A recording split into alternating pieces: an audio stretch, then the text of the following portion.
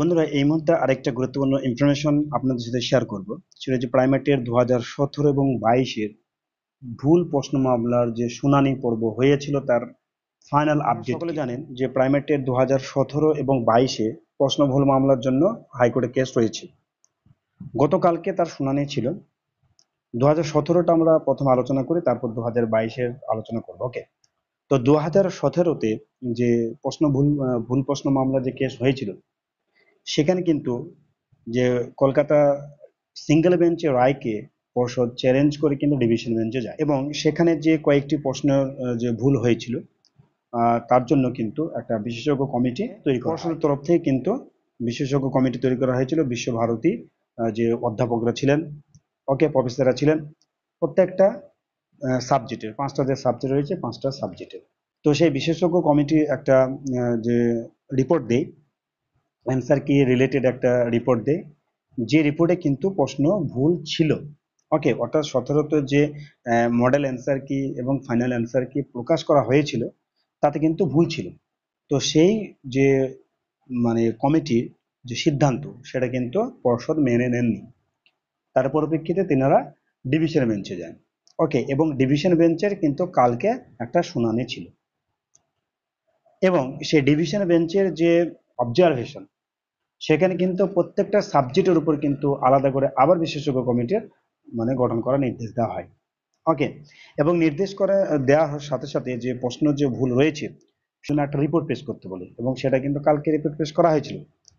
এবং সেই ব্যাপার নিয়ে মোট 3টে প্রশ্ন কিন্তু ভুল এখানে পর্যন্ত চলে আসছে, বাংলা এবং পরিবেশ বিদ্যা। 2017 কিন্তু, ওকে, 2017তে বাংলা এবং পরিবেশ বিদ্যা মিলে মোট 3টে প্রশ্ন ভুল রয়েছে। ওকে, এবং সেই 3টে প্রশ্ন কিন্তু দিতে হবে। কাদেরকে দিতে হবে? এখানে কিন্তু একটা প্রশ্ন রয়েছে, কাদেরকে পাবে, কারা পাবে সেই প্রশ্ন, যে 3টে নাম্বার কেবলমাত্র যারা পিটিশনার তারাই কিন্তু পাবে, অর্থাৎ রায়টা কিন্তু পিটিশনার ভিত্তিক। ওকে, এইবার এই রায়টা কিন্তু ফাইনালি কোনো রায় দেওয়া হয়নি, এটা কিন্তু যে বিচারপতি হরিশ ট্যান্ডন তিনি কিন্তু রায়দানটা স্থগিত রেখেছেন। ওকে, তার যে কিছু কারণ রয়েছে, যে কারণটা দেখো, যে 2017তে রিক্রুটমেন্ট প্রায় শেষের দিকে। ওকে, অর্থাৎ কাউন্সিলিং প্রক্রিয়া, হ্যাঁ, আর কয়েকটা দু একটা কাউন্সিলিং প্রক্রিয়া হলেই কিন্তু পুরো কমপ্লিট হয়ে যাবে। এমতো অবস্থায় এসে যে যদি 3টে প্রশ্ন আবার যার যে ভুল যে রয়েছে এবং তার অ্যান্সার কি যদি দেওয়া হয়, তাহলে সেই ক্ষেত্রে কিন্তু হিউজ পরিমাণ পাস করতে পারে। ওকে, তো সেই দিক থেকে কিন্তু পর্ষদ এটাও কিন্তু মানতে নারাজ রয়েছে। কিন্তু যেহেতু যে রায়টা যাচ্ছে পিটিশনের দিক থেকে, এবার পিটিশনার কজন রয়েছে সেটা কিন্তু ক্ষতি দেখছে, এবং সেই পিটিশনারদেরকে যারা পাস করবে তাদেরকে কিন্তু আবার নাম্বার দিয়ে, তারা যদি পাস করে তাহলে সেই ক্ষেত্রে তাদেরকে কাউন্সিলিং প্রক্রিয়ায়, ওকে, তাদেরকে কাউন্সিলিং ইন্টারভিউ এবং কাউন্সিলিং প্রক্রিয়া তাদেরকে অংশগ্রহণ করাতে হবে। এটা গেল 2017তে। তাহলে 2017 ক্ষেত্রে 3টে প্রশ্ন অ্যান্সার কি ভুল রয়েছে, সেটা বাংলা এবং পরিবেশ বিদ্যা মিলে। ওকে, সেটা অর্ডার কপি আসলে স্যার তার কিন্তু বিস্তারিত জানা যাবে। তো এবার 2022-এর একটা হিউজ পরিমাণে যে প্রশ্ন ভুল, তার জন্য কিন্তু চ্যালেঞ্জ সহ কেস করা হয়েছে। সেখানে প্রায় 23টি প্রশ্ন কিন্তু ভুলের জন্য সওয়াল করা হচ্ছে পিটিশনারদের পক্ষ থেকে। ভালো করে এটা কিন্তু মাথায় রাখবে, প্রায় 23টি প্রশ্ন, এবং এই 23টি প্রশ্নের জন্য কটা প্রশ্ন ভুল রয়েছে সেটা কিন্তু যে কেসের যে কলকাতা হাইকোর্টের যে বেঞ্চ, সেটা কিন্তু বিশেষজ্ঞ কমিটি কিন্তু প্রত্যেকটা সাবজেক্টের জন্য বিশেষজ্ঞ কমিটিকে নির্দেশ দেওয়া হয়েছে, অর্থাৎ প্রত্যেকটা সাবজেক্টের জন্য বিশেষজ্ঞ কমিটি তৈরি করতে হবে, এবং তাদেরকে নির্দেশ দেওয়া হয়েছে যে কয়টি প্রশ্ন ভুল রয়েছে তার বিস্তারিত তথ্য কোর্টে জমা দিতে।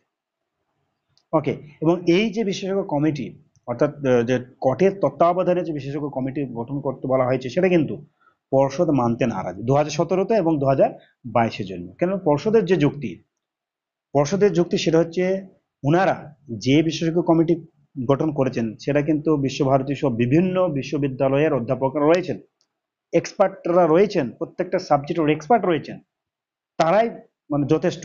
এর জন্য আলাদাভাবে আর বিশেষজ্ঞ কমিটি গঠন করা দরকার পড়বে না বলে মনে করছে প্রাথমিক শিক্ষা পর্ষদ। কিন্তু যে ওনাদের আরেকটা যুক্তি যে ওনারা অর্থাৎ প্রাথমিক যে পর্ষদের যে বিশেষজ্ঞ কমিটি, ওনারা যেটা ঠিক করেছেন সেটাই ঠিক, যে অ্যান্সার কি পাবলিশড বা যে অ্যান্সার কি ওনারা বলেছেন সেটাই ঠিক, এর জন্য আলাদা কোনো বিশেষজ্ঞ কমিটি তৈরি করা দরকার নাই, এরকম যুক্তি দিচ্ছে। কিন্তু পিটিশনারদের পক্ষে যিনি আইনজীবী রয়েছেন তিনি কিন্তু এই কথাটা মানতে নারাজ। ওকে, তিনি বিভিন্ন সওয়াল, বিভিন্ন যুক্তি দিয়ে তিনি বুঝাইছেন যে না, যে বিশেষজ্ঞ কমিটি গঠন করা হয়েছে পর্ষদ তরফ থেকে, তেনারা সত্যিই যদি মানে একদম হান্ড্রেডে সেরকম যদি প্রশ্ন অ্যান্সার কি দেওয়া হয়, তাহলে কিন্তু এই যে 17তে 3টে প্রশ্ন ভুল, 14তে যে 6টি প্রশ্ন ভুল, এটা কিন্তু হতো না।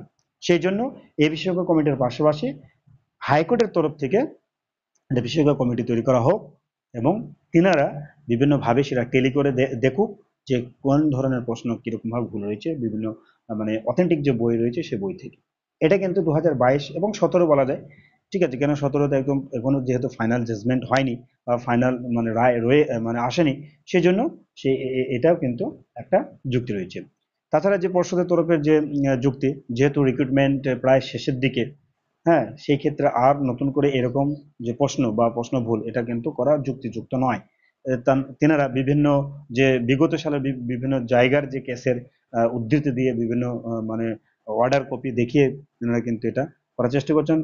অপরদিকে যে পিটিশনার যেনারা রয়েছেন, যে আইনজীবী রয়েছেন, তারা কিন্তু বিভিন্ন রাজ্যের যে অর্ডার কপি সেখানে কিন্তু সাবমিট করে কিন্তু কোর্টকে বলা হয়েছে।